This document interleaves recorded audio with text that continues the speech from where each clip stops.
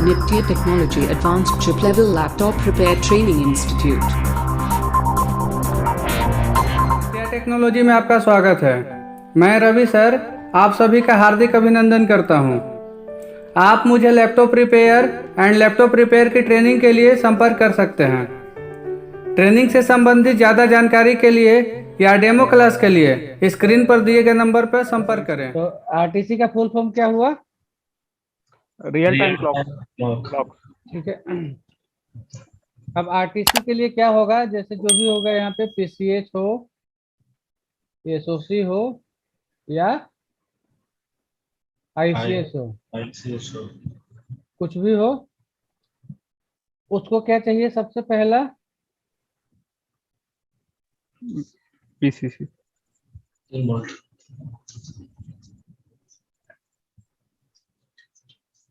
सबसे पहला चाहिए इसको वीसीसी। तो वीसीसी कहाँ से मिला था? यहाँ पे एक डबल डायोड के थ्रू एक तो आता है 3 वोल्ट एलडीओ BD3B और एक आरटीसी सीमॉस सेल से यहाँ से मिला था इसको। यहाँ मान लीजिए सीमोस से लगा हुआ है और ये एलडीओ से कनेक्टेड है।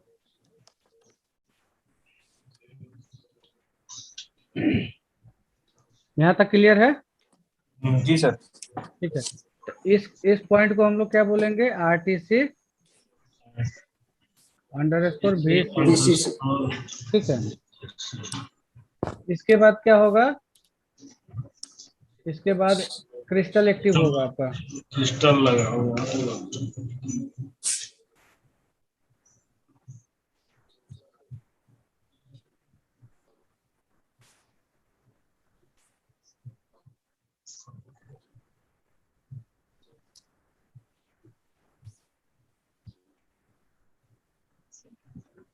32.768।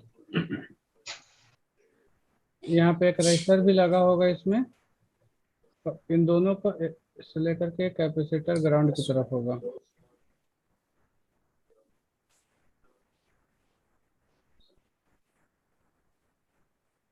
ठीक है। इन दोनों के बाद फिर क्या होगा? इसका दो रीसेट सिग्नल आउट होंगे।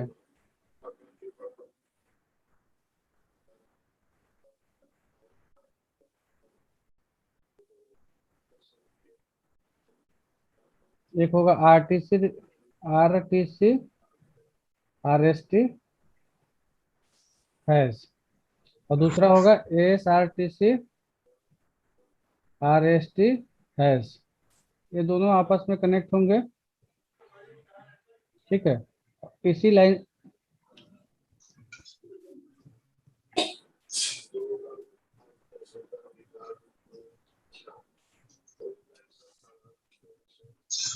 से जोड़े होंगे। ठीक है।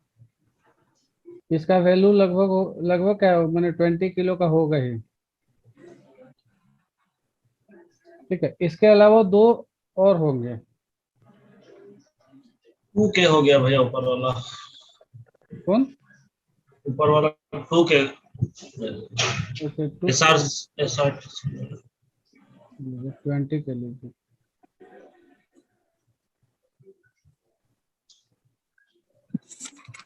ठीक है। इसमें एक का नाम होगा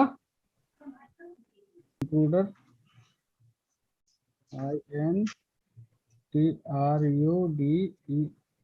एक का हो गया इंटरनल इंटरनल VRM EM। इतना ही होगा। INT VRM EN।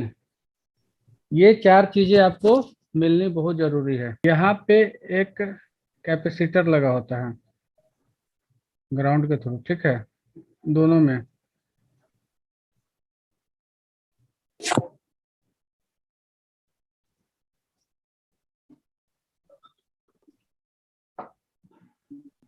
क्या क्या होगा?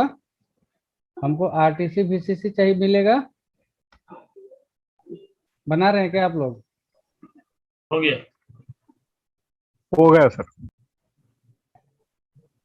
सबसे पहले क्या होगा कि हमको चाहिए आरटीसी वीसीसी। ठीक है। इसको इसके मिलने के बाद इसका इंटरनल एरिया एक्टिव होकर के यहाँ से क्लॉक आउट करेगा, मैंने एक एरिया से आउट करेगा। ठीक है, दोनों 32.6 मेगाहर्ट्ज से ही रहेंगे, लेकिन एक लो थोड़ा सा कम एम्पलीट्यूड में, ज्यादा रहेगा। एक लो एम्पलीट्यूड में रहेगा, एक हाई एम्पलीट्यूड में रहेगा। तो ये यहाँ से आउट करेगा, इसको और बढ़ा करके उसको थोड़ा और पावरफुल करके इसको वापस इसी को दे देगा। उसके बाद इसमें ये चारों इसको होना कंपलसरी है। ये चारों होने के बाद ही आपका आरटीसी सेक्शन एक्टिव होगा।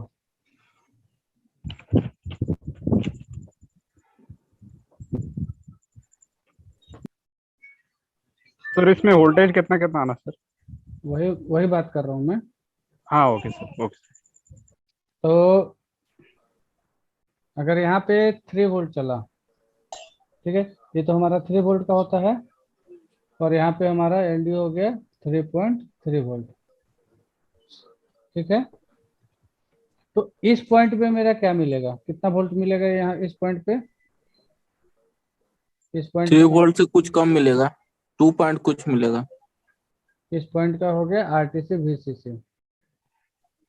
ठीक है, अगर एलडीओ वाले आएगा, अब एक चीज, ये तो ये सर्किट हो गया। अब जब भी इसको मदरबोर्ड में टेस्ट करना होगा, तो हम लोग इसको हमेशा सिमो सेल के ऊपर टेस्ट करेंगे। ना ही इसमें बैटरी लगी होनी चाहिए, मतलब मेन बैटरी, ना ही इसमें एडेप्टर लगा होना चाहिए। ठीक है, ये दोनों रिमूव होनी चाहिए, सिर्फ सिमो सेल लगा होना चाहिए। उस सेल के ऊपर अगर आपका यहाँ पे सेल ओरिजिनल मतलब सेल चार्ज है, नया सेल है, तो 3 वोल्ट मिलेगा। तो 3 वोल्ट से आकर के यहाँ पे आपको मिनिमम से मिनिमम 2.7 से लेकर के 3.0 तक मिलना चाहिए। ठीक है, अगर इसके नीचे मिलता है तो इस एरिया में देखिए बहुत सारे कैपेसिटर भी लगे होते हैं, उसको भी आपको ट्रेस करना होगा। कैपेसिटर लगे होते हैं, रजिस्टर लगे होते हैं, इसको ट्रेस करना होगा। मतलब जितना भी पॉइंट है, हर पॉइंट पे 2.7 से 3.0 तक मिलना चाहिए। ठीक है, तो ये 1 M वाले पॉइंट पे थोड़ा सा आपको वोल्ट कम मिलेगा, इसलिए कोई हाई वैल्यू का रजिस्टर है, इसलिए बहुत ज़्यादा ये रोक सकता है।